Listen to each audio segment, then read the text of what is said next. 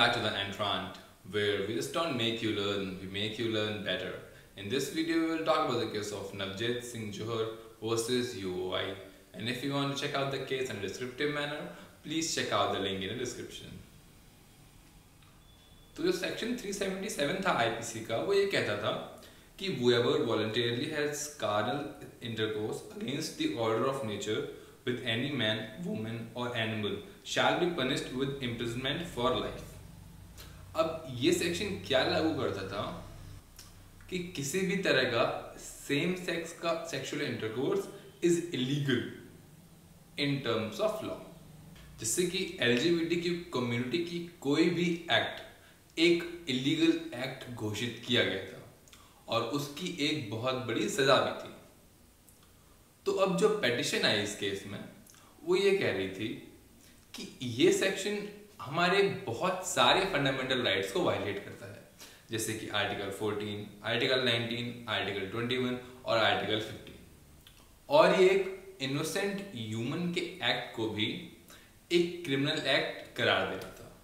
और तो और सोसाइटी में भी यही सोच जा रही थी कि जो भी एलजीबीटी कम्युनिटी की एक्टिविटीज हैं ये अगेंस्ट दी नेचर हैं और ये इलीगल है, और सोसाइटी उनके ऊपर डिस्क्रिमिनेट भी कर रही थी, जिससे बहुत सारे लोगों को बहुत सारी परेशानियां हो रही थी। तो अब जो पेटिशनर थे वो कोर्ट में जाके ये कहते हैं कि पहली चीज कि ये हमारे फंडामेंटल राइट्स को वायलेट कर रहा है, और तो और consensual carnal intercourse among adults in private space does not hurt any public sentiment। कि दो पर्सन्स के बीच एक प्राइवेट स्पेस में क्या हो रहा है उससे पब्लिक एट लार्ज को क्या दिक्कत होगी? पब्लिक को कोई दिक्कत नहीं होगी। और जो क्रिमिनल लॉ है वो इसी बेसिस बना है कि आपको पनिशमेंट तब दी जाएगी कि आपके एक्ट से पब्लिक एट लार्ज को दिक्कत हो रही है। तो पेटिशनर का अगला पॉइंट ये था कि sexual orientation is not a matter of choice but is inmate in something that is natural।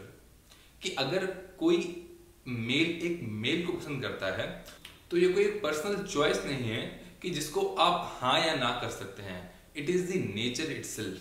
और पेटिशनर की कंटेंशन ये थी कि section 377 violates right to privacy, जैसे कि right to privacy also includes decisional privacy, कि जो फंडामेंटल राइट है एक इंसान का कि उस पर राइट है कि उसकी प्राइवेसी किसके पास जाए फिर किसके पास ना जाए, और इस सेक्शन की वजह से वो प्राइवेसी वायलेट हो रही थी। और फिर right to choose your partner should be a fundamental right, जो कि यहाँ पे नहीं मिल रहा था। तो फिर कोर्ट ने इस केस में एक बहुत ही लैंडमार्क जजमेंट दी। कोर्ट ने सबसे पहले 377 ऑफ आईपीसी को अनकॉन्स्टिट्यूशनल हेल्ड किया। फिर कोर्ट ये कहता है कि the emotional behavior of an individual to seek intimacy in the same gender may bring two persons together is a biological pattern।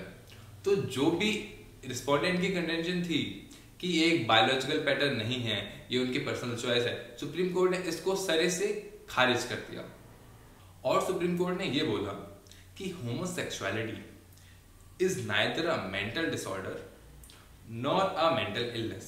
Court ये कहता है कि ये consensual sexual acts are not any harm to the society. और फिर supreme court ने इस section को अनकॉन्स्टिट्यूशनल हेल्ड कर। तो आइए देखिए इस केस की समरी क्या है। बेसिकली सेक्शन 377 था, वो कहता था कि homosexuality is a criminal act.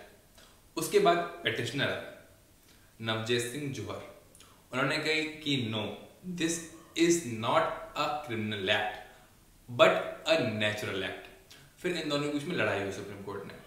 फिर सुप्रीम कोर्ट ने ये बोला कि section 377 is violative of your fundamental rights.